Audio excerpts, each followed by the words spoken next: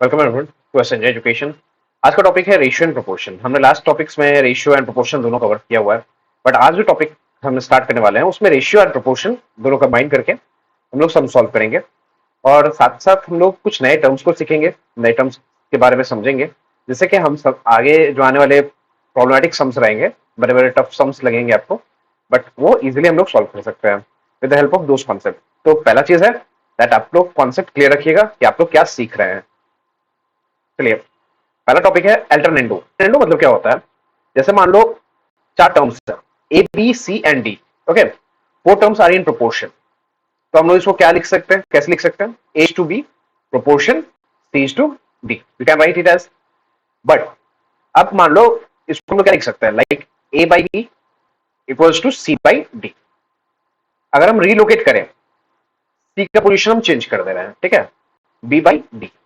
Clear, हमने change कर दिया। तो अब हम इसको क्या लिख सकते हैं? A to C proportion equals to का साइन प्रोपोर्शन में कन्वर्ट हो जाता है, B is to D, right.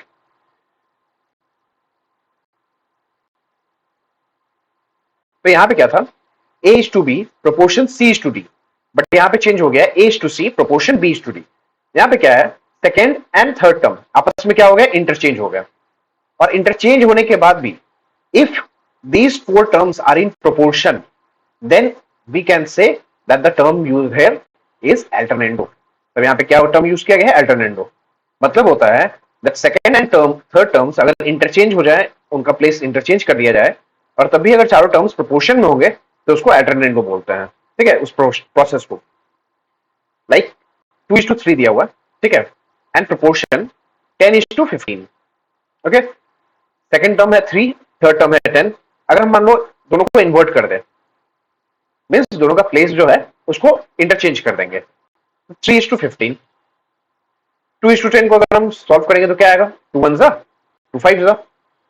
Now 3 को अगर सॉल्व करेंगे तो 3 1 जा एंड 3 5 जा। अगर फर्स्ट रेशियो के दो टर्म्स, दैट फर्स्ट रेशियो और दूसरा रेशियो सेकंड रेशियो, अगर ये दोनों इक्वल हो रहा है, दैट मीन्स इक्वल हो रहा है, तो इसका मतलब क्या है? दैट जो फोर टर्म्स दिए हुए हैं वो चारों क्या है? प्रोपोर्शन में। और जो हमें दिया हुआ टर्म्स था दैट 2:3 प्रोपोर्शन 10:15। अगर 10 को हम 5 से डिवाइड करेंगे तो 2 आएगा, एंड 15 को 5 से डिवाइड करेंगे तो क्या आएगा? 3 आएगा। तो यहाँ भी फर्स्ट जो रेशियो है एंड सेकंड जो रेशियो है, दोनों क्या हो रहा है? इक्वल हो रहा है। दैट मीन्स जो टर्म दिए गए थे 2:3 एंड 10:15, ये भी क्या था? इक्वल था, दैट मीन्स प्रोपोर्शन में था। और यहाँ पे जो रिजल्टेंट जो इंटरचेंज करके आया है वो भी क्या है? प्रोपोर्शन में है। ओके, तो इसी को हम लोग अल्टरनेटिव बोलते हैं। बस कॉन्सेप्ट याद रखिए, कॉन्सेप्ट क्या होता है? सेकेंड एंड थर्ड टर्म को हम लोग सिर्फ क्या करते हैं? इंटरचेंज कर देते हैं, ठीक है। इंटरचेंज किस तरह किया जा सकता है ये याद रखिएगा, ठीक है, ये प्रोसेस है। बस इसी तरह हम लोग इंटरचेंज कर सकते हैं और उसको अल्टरनेटिव बोलते हैं। नेक्स्ट टॉपिक है इन्वर्टेंडो। अब देखो नाम में ही समझ में आ रहा है, इन्वर्टेंडो। इन्वर्ट मतलब क्या है? उल्टा कर देना है। फिर से लेट कर लो, let us assume that A is to B, okay, proportion C is to D. चार टर्म्स है, चारों टर्म्स क्या है? प्रोपोर्शन में। अब इसको हम क्या लिख सकते हैं? Like A by B equals to C by D. अब मान लो हम क्या करेंगे? इसको इन्वर्स करेंगे। अब एक साइड तो इन्वर्स कर नहीं सकते, हमको क्या करना पड़ेगा? दोनों तरफ इन्वर्स करना पड़ेगा। ओके, लेफ्ट साइड और राइट साइड में किसके? इक्वल टू के। तो इन्वर्स करेंगे तो क्या हो जाएगा? B by A equals to D by C. Clear? Inverse कर दिए। इन्वर्टेड लो मतलब होता है जो आपका न्यूमरेटर है वो डिनोमिनेटर हो जाएगा, जो डिनोमिनेटर है वो न्यूमरेटर हो जाएगा। ओके, तो अब इसको अगर रेशियो में हमको दिखाना है, हमको शो करना है, तो हम क्या कर सकते हैं? B to A proportion D to C. इसी को हम क्या बोलते हैं? इसी को बोलते हैं इन्वर्टेंडो। मतलब हो गया दैट जो एंटीसीडेंट है वो कंसिक्वेंट हो जाएगा, एंड जो कंसिक्वेंट है वो एंटीसीडेंट हो जाएगा। जस्ट लाइक हमने इन्वर्स रेशियो में पढ़ा था, ठीक है, inverse ratio. Like same way में इन्वर्टेंडो होता है, इन्वर्टेंडो प्रोपोर्शन में आता है, एंड इन्वर्स रेशियो।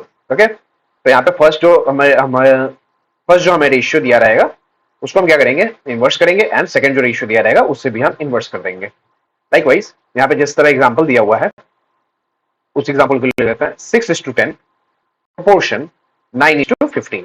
ओके, पहले इसको हम सॉल्व कर लेते हैं। देखो, दैट मीन्स 2 से डिवाइड करेंगे तो 3:5 प्रोपोर्शन, इसको भी 3 से डिवाइड करेंगे 3:5 आएगा। क्लियर? तो यहां भी रेशियो सेम है और यहां भी रेशियो सेम है। That means the given four terms are in proportion. Clear, यहां तक हो गया। देखिए कि प्रोपोर्शन में है। अब क्या करेंगे, अब अप्लाइंग इन्वर्टेंडो, इन्वर्टेंडो अप्लाई करेंगे तो मतलब क्या हो जाएगा, 10 आगे आ जाएगा एंड 6 पीछे कंसिक्वेंट में चला जाएगा, 15 अगेन एंटीसीडेंट में आ गया और 9 क्या कहां चला गया, कंसिक्वेंट में। अब इसको डिवाइड करेंगे तो it will be 5:3 and proportion 5:3 same है। That means again 10:6 proportion 15:9 are in proportion. Clear, proportion है तो इसका मतलब क्या हो गया, इसको हम कौन सा टर्म बोलते हैं, इन्वर्टेंडो। जब रेशियोज इक्वल होंगे और उनके इनवर्स रेशियोज भी इक्वल होंगे तब उसको बोलेंगे इन्वर्टेंडो। चलिए अब नेक्स्ट एक टर्म है कॉम्पोनेंडो एंड डिविडेंडो। ये दो टर्म जो है ये पूरे चैप्टर में बहुत यूज होने वाले हैं। लाइकवाइज मान लीजिए A plus B proportion, sorry H to B proportion C to D दिया हुआ है, ठीक है। हमें बोला गया है अप्लाई कॉम्पोनेंडो। कॉम्पोनेंडो अप्लाई करने का क्या तरीका होता है, इसको हम पहले फ्रैक्शन में कन्वर्ट कर लो, ठीक है। सी बाई डी फ्रैक्शन में हम कन्वर्ट कर भी सकते हैं और एल्स नॉर्मली इस जैसे रेशियो में हमें टर्म दिया हुआ है उसमें भी हम सॉल्व कर सकते हैं। बट देखो यहाँ पे अब कॉम्पोनेंडो ऐड करते हैं तो याद रखना, जैसे वर्ड में लिखा हुआ है कॉम्पोनेंडो एंड डिविडेंडो। डिविडेंडो से एक चीज समझ लो, डिवाइड में आएगा, दैट मींस डिनोमिनेटर में करेंगे, ठीक है। एंड कॉम्पोनेंडो हमेशा करते हैं न्यूमरेटर में। क्या करते हैं, जो भी हमें डिनोमिनेटर दिया रहेगा उसको हम क्या करेंगे, ऐड करेंगे और डिनोमिनेटर को as it is just drop कर देंगे, कुछ नहीं करना है। अगेन सेम, और ये जो अप्लाई करते हैं वो बोथ साइड अप्लाई करना पड़ेगा, ये चीज याद रखना। मतलब एलएचएस में अगर कर रहे हैं तो एलएचएस में भी करेंगे और आरएचएस में भी करेंगे। तो C plus D and divided by D, तो ये क्या हो जाएगा, ये हो जाएगा हमारा कॉम्पोनेंडो। नाउ डिविडेंडो पे आते हैं। डिविडेंडो अगर रहेगा, इसी फ्रैक्शन को ले रहे हैं हम, ठीक है, जिससे कॉन्सेप्ट क्लियर है आप लोग का। डिविडेंडो मतलब क्या होता है, डिवीजन में। तो डिवीजन मतलब क्या होगा, डिनोमिनेटर में, बिल्कुल भी नहीं। डिवीजन में यहां पे क्या करना है, करेंगे एक्शन हम लोग न्यूमरेटर में ही, बट यहां पे साइन जो हो जाएगा that will B of minus, ठीक है। बहुत जगह आप लोग साइन देखोगे, बहुत जगह आप लोग बहुत सारे कॉन्सेप्ट देखोगे जहां पे मल्टीप्लीकेशन को एक तरह पॉजिटिव चीज समझा जाता है, ठीक है, बिकॉज मल्टीप्लाई हो रहा है तो बढ़ रहा है, तो इसलिए वो पॉजिटिव साइन में माना जाता है। एंड डिवीजन मतलब होता है घट रहा है, रिड्यूस हो रहा है, दैट मीन्स उसको निगेटिव साइन में माना जाता है। ये मानने का बात मैंने कहा है, ठीक है। जस्ट आपके कॉन्सेप्चुअल हाइपोथेटिकली बोल सकते हो, आपके समझने के लिए। एंड यहाँ पे डिवाइड में क्या हो जाएगा, बी हो जाएगा। सेम वे सेम चीज यहाँ पे भी करेंगे, that C minus D, denominator में आ जाएगा डी। एक चीज याद रखिएगा, यहाँ पे सबसे ज्यादा मेजर मिस्टेक क्या होता है, जब यहाँ पे ए बाई बी लिखा जाता है सब क्या करते हैं, बी माइनस ए कर दिया है, डिविडेंडो है, डिवीजन है, मतलब डिनोमिनेटर का काम होगा तो बी माइनस ए कर देंगे, नहीं, सामने हमेशा न्यूमरेटर ही रहेगा। जो आपका एंटीसीडेंट है रेशियो का वही सामने प्रेजेंट रहेगा, ठीक है। कभी भी डिनोमिनेटर को या कंसिक्वेंट को आगे नहीं लेके आएंगे हम लोग, हमेशा एंटीसीडेंट माइनस कंसिक्वेंट होता है, ये चीज याद रखिएगा, या फिर एंटीसीडेंट प्लस ऑफ कंसिक्वेंट होता है, ठीक है। अब ये आ गया हमारा डिविडेंडो, क्लियर। अब इन दोनों को अगर डिवाइड करेंगे तो डिवीजन में समझ लो, यहां पे अगर मैंने डिवाइड कर दिया A plus B divide by B लिखा है मैंने, तो बी और बी क्या हो जाएगा, कट जाएगा, तो बचेगा क्या, बचेगा जो रिजल्ट वो हो जाएगा A plus B divided by A minus B equals to C plus D divided by C minus D. और इस पूरे टर्म को बोलते हैं कॉम्पोनेंडो एंड डिविडेंडो, ठीक है। दोनों को जब कंबाइन करते हैं, लाइक अगर मुझे 4 टर्म्स दिए होंगे A is to B proportion C is to D, और एल्स चलो यहाँ पे जो रेशियो दिया हुआ है उसी को हम ले लेते हैं 5:4 प्रोपोर्शन 10:8, ठीक है। हम डायरेक्टली कर रहे हैं, डायरेक्टली कैसे कर सकते हैं, जस्ट एंटीसीडेंट और कंसिक्वेंट, ये चीज माइंड में रखना है, फर्स्ट टर्म सेकंड टर्म, बस यही माइंड में रख लो, कोई बात नहीं। First term plus second term is to first term minus second term, first से सेकंड को सब्ट्रैक्ट करेंगे, ये चीज याद रखिएगा। First term plus second term is to first term minus of second term. तो देखो 5 + 4 कितना हो जाएगा, 9 is to 5 - 4 that will be 1 proportion 10 + 8 that will be 18 is to 10 - 8 that will B 2। अब यहाँ पे 9:1 है, यहाँ पे 18:2 है, इक्वल तो है नहीं, तो बस यहाँ पे 2 से इसको क्या करेंगे, शॉर्ट फॉर्म में लेके आएंगे, सिंपलेस्ट फॉर्म में। तो 2 से डिवाइड करेंगे तो 9 एंड 2 से इसको डिवाइड करेंगे तो 2 1 2 आ गया। आपका first ratio and second ratio दोनों इक्वल है। That means these four terms are what are in proportion. ठीक है, और हमने ये किस तरह प्रूव किया है? By applying componendo and dividendo.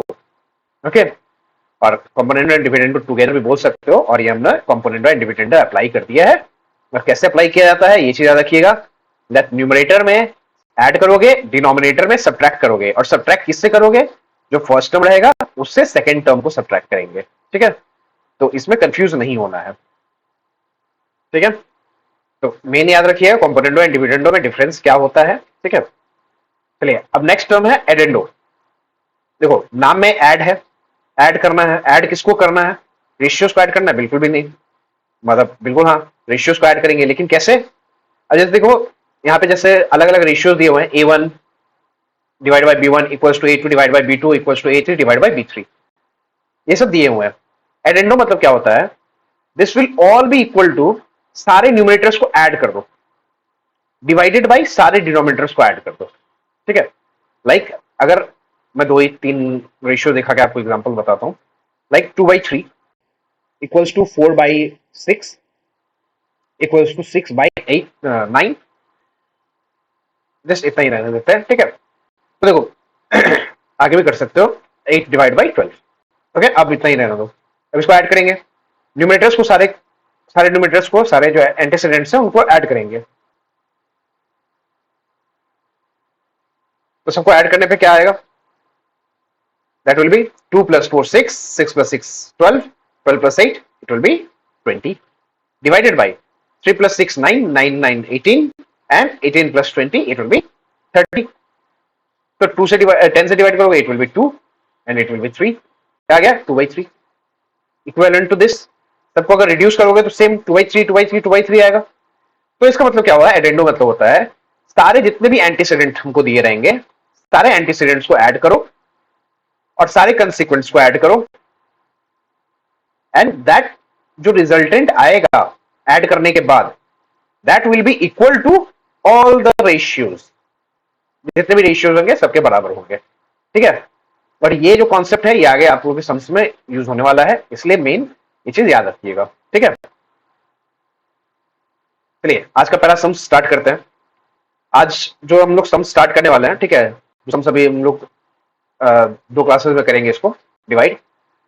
तो ये आपके बेसिक्स पे बेस्ड रहेगा, दैट रेशियोज पे। ठीक है, और हम लोग कंटिन्यूड प्रोपोर्शन, कंटिन्यूड रेशियोज, इन सब के बारे में बात करेंगे। अब देखिए जैसे यहाँ पे सम्स दिया हुआ है, if A is to B proportion C is to D, बोल दिया that A is to B proportion C is to D, तो हमें शो करना है that A² + B² is to A² - B² equals to AC + BD is to AC - BD।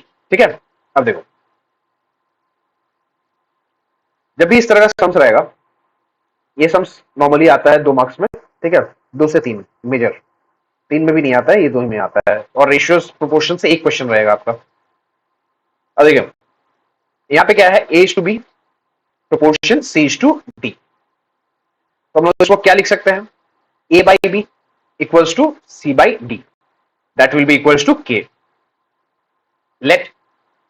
ठीक है, directly लिख सकते हो, और ये भी लिख सकते हो K is a constant where K will not be equals to 0। Okay, K क्या होगा? 0 नहीं होगा। 0 अगर हो गया तो A का वैल्यू 0, C का वैल्यू 0, तो प्रोपोर्शन में होगा ही नहीं। तो A का वैल्यू क्या हो जाएगा? A value will be equals to B into K, it will be BK, and C will be equal to D into K, DK। ठीक है, ये जब मैंने रेशियो पढ़ाया था उसका पहला जो टॉपिक था, पहला वीडियो था, उसमें मैंने ये बताया था, एक बार जाके आप लोग देख लीजिएगा, आप लोगों को समझ में आ जाएगा दैट BK और C इक्वल्स टू DK कैसे आया है। ठीक है, अब देखिए A का वैल्यू आ गया, B का वैल्यू मेरे को पता चल गया। अब LHS और RHS मेरे को ये देखना है। इस चैप्टर में LHS RHS का कॉन्सेप्ट बहुत वाइड जाने वाला है, बहुत लंबा जाता है।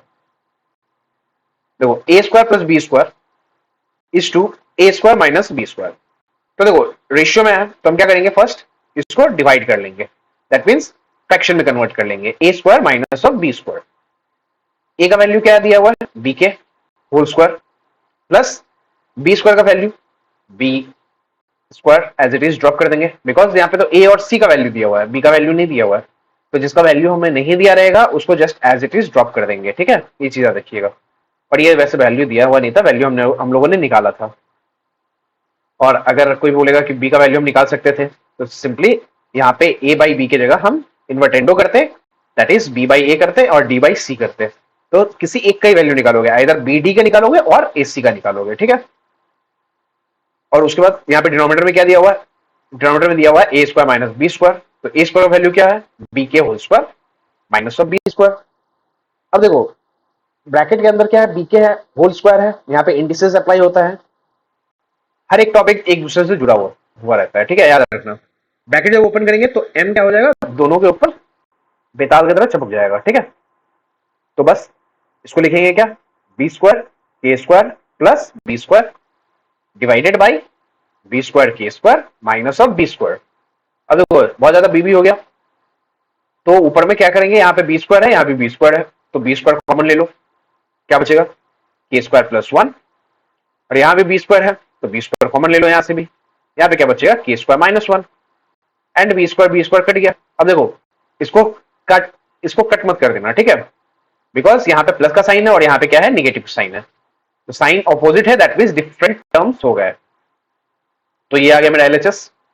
अब आरएचएस दोनों को सेपरेटली लेना पड़ेगा। ठीक है, बिकॉज यहाँ पे कांस्टेंट का बात हो गया, a into C plus B into D divided by a into C minus of b into D. देखो रेशियो में दिया हुआ था तो मैंने डायरेक्टली क्या किया, यहाँ पे डिवाइड में इसको रख दिया। तब यहाँ पे क्या है, a इंटू सी, तो a और c दोनों का वैल्यू मुझे दिया हुआ है, that is b K into D K plus B D divided by A C, that is B K into D K minus of B D. ठीक है, अब देखो b into K into D into K, तो multiply करेंगे क्या हो जाएगा, B D K into K, that will be K square, B D K square plus of B D divided by B D K square minus of B D. Okay, अब यहाँ पे क्या करेंगे, बी डी को common ले लेंगे, numerator से B D को कॉमन ले लिए तो क्या बचेगा, K square plus of 1 divided by B D को फिर कॉमन ले लेंगे तो K square minus 1, B D भी टिकट जाएगा, क्या बच गया, K square plus 1 divided by K square minus 1। तो देखो एलएचएस और आरएचएस जब इक्वल आ गया तो हम लोग क्या लिख सकते हैं, therefore A square plus B square is to A square minus B square equals to A plus C into A C, sorry is to A C minus B D. ये हम लोग यहाँ पे लिख देंगे। ठीक है, बस दैट्स प्रूव्ड। क्लियर, चलिए नेक्स्ट क्वेश्चन पे आते हैं। लाइक यहाँ पे दिया हुआ है सेम, पहले अगर हम वैसे तो हम लोगों को क्वेश्चन में अलग अलग सेपरेटली दे दिया रहेगा। ठीक है, देखिए अगर नहीं दिया हुआ है तो ए का वैल्यू हमने निकाला था, क्या निकाला था, A equals to B K and C equals to D K, ये चीज याद रखिएगा। ठीक है, अब आते हैं एलएचएस पे। लेफ्ट हैंड साइड में हमें क्या दिया हुआ है, that A square plus of A B plus of B square is to A square minus of A B plus of B square. Okay, अब देखो यहाँ पे इस टू में है, रेशियो में है, तो हम क्या करेंगे, सेम फ्रैक्शन में पहले कन्वर्ट कर दो इसको, एंड यहाँ पे हो जाएगा A square minus of A B plus of B square.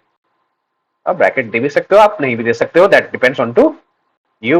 Okay, अब देखिए ए स्क्वायर का वैल्यू क्या था, बी के, that is B K whole square हो जाएगा, प्लस ए का वैल्यू क्या था, B K into B plus B square. Just हमें कुछ नहीं करना है, जहां जहां ए हमको दिखेगा वहां वहां वैल्यू रख देना है, जैसे जहां दुश्मन दिखेगा वहीं पे बंदूक तान देना है, वैसे ही। ठीक है, तो A square that is B K whole square minus B K into B plus of B square. Okay, अब देखो अब इसको सॉल्व करेंगे तो अगेन होल स्क्वायर है, तो स्क्वायर क्या हो जाएगा, दोनों के साथ चपट जाएगा, दैट मींस दोनों के ऊपर आ जाएगा, that is B square into K square plus it will be B square into K plus of B square divided by it will be B square into K square minus B square of K plus of B square. Okay, अब देखो बहुत ज्यादा B हो गया, इसमें B square हो गया, B square यहां से क्या करेंगे, तीनों में से कॉमन ले लेंगे। ओके, तो देखो यहाँ पे क्या बच गया, बी स्क्वायर हट गया, यहाँ पे के स्क्वायर बच गया, तो के स्क्वायर रख देंगे, प्लस यहां से बी स्क्वायर हटा दो तो यहां से क्या बच गया, के बच गया, प्लस यहां से बी स्क्वायर हटा तो यहाँ पे कुछ है ही नहीं, तो यहाँ पे क्या आ जाएगा 1 बच जाएगा, whole divided by B square into K square minus K plus 1।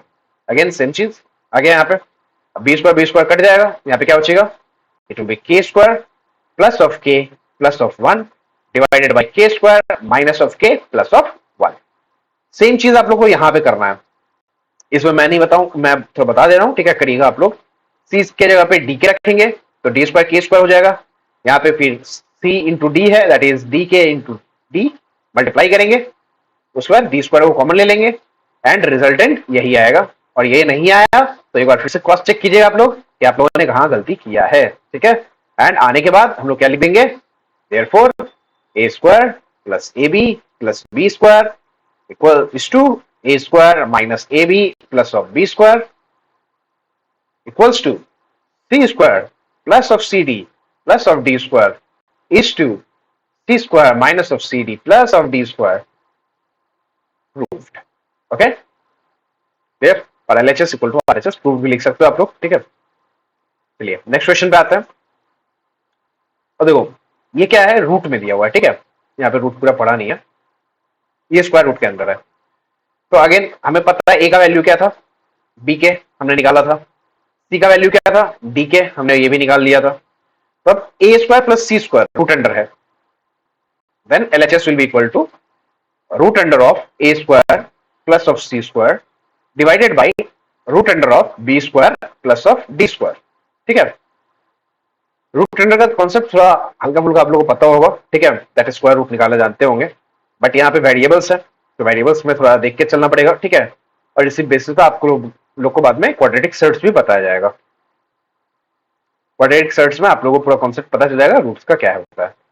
अब यहाँ पे देखो, यहाँ पे ए स्क्वायर है, ए का वैल्यू कितना था, B K whole square plus C square है, तो सी का वैल्यू कितना था, D K whole square divided by root under क्या हो गया, B square plus of D square. Okay, अब देखो यहाँ पे रूट अंडर क्या हो गया, यहाँ पे बी स्क्वायर के स्क्वायर हो जाएगा, तो इट विल बी स्क्वायर के square plus of D square के square divided by root under B square plus D square. अब एक चीज यहाँ पे कॉन्सेप्ट समझ लीजिएगा, के स्क्वायर यहां से हम कॉमन ले लेंगे पहले, तो बच क्या जाएगा, b square plus D square divided by root under B square plus D square. जैसे हम लोग मल्टीप्लीकेशन में अगर डिफरेंट टर्म्स होंगे तो उसको हम लोग ऐड नहीं कर सकते हैं, लेकिन मल्टीप्लाई कर सकते हैं, ठीक है।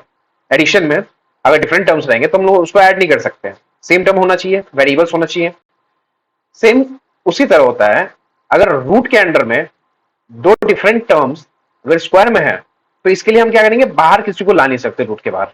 जैसे होता था ना बचपन में हम लोग पढ़ते थे, दैट रूट अंडर 25 है, दैट मीन्स 5 पे स्क्वायर है, दैट मीन्स 2 तो 5 है, 5 इंटू 5, तो 2 5 के लिए 1 तो 5 बाहर आ गया, ठीक है। कहां पे आ गया, रूट के बाहर आ गया, because of pair, for a pair each we have 1 unit, ठीक है। मतलब अगर पेयर रहेगा तो उसके लिए एक नंबर बाहर आ जाएगा, तो यहाँ पे पेयर है बट बीच में क्या है, प्लस का साइन है, तो इसलिए हम बाहर नहीं कर सकते। लेकिन यहाँ पे देखो, यहाँ पे मल्टीप्लीकेशन में है, किसके साथ मल्टीप्लीकेशन है, k square into b square plus D square, के स्क्वायर मल्टीप्लीकेशन में, तो के को हम क्या करेंगे, बाहर रख देंगे, किसके बाहर रखेंगे, रूट के बाहर रखेंगे। तो जैसे ही रूट के बाहर रखेंगे तो पावर क्या हो जाएगा, सिंगल हो जाएगा। क्यों, क्योंकि यहां भी इंडिसेस लग रहा है, दैट इज जब रूट अंडर के स्क्वायर लिख रहे हैं, और रूट का पावर क्या होता है, रूट मतलब क्या होता है, रूट मतलब होता है to the power of 1/2, and जब ब्रैकेट ओपन करते हैं तो 2 इंटू 1/2 हो जाएगा, that means k will be equals to k to the power 1, that will be equal to k, ठीक है। ये देखो, ये चीज हम इसलिए बेसिकली समझा रहे हैं बिकॉज आपको कॉन्सेप्ट क्लियर रहे। इस तरह के अगर दूसरे सम्स भी आ जाए तो उसमें गलती मत कीजिएगा, क्योंकि बहुत टाइम लोग गलती क्या करते हैं, बी स्क्वायर के स्क्वायर है प्लस डी स्क्वायर के स्क्वायर है, यहाँ पे जो रूट दिया हुआ है मैंने पूरा रूट हटा देते हैं। क्यों हटा देते हैं, क्योंकि अरे स्क्वायर तो है ही, इसने हटा दिया, और यहाँ पे स्क्वायर भी हटा देते हैं, और इससे आंसर मैच नहीं करता है।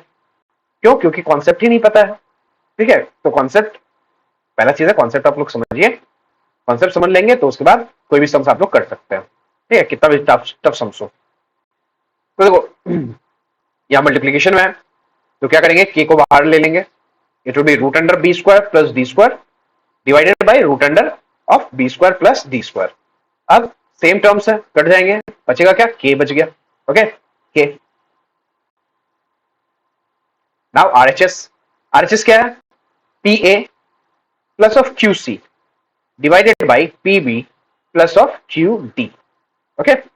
Now we have to put the value of A, that is BK, and C का value क्या है, that will be DK, divided by PB plus of QD. Now we will multiply, so it will be PBK plus QDK divided by PB plus QD.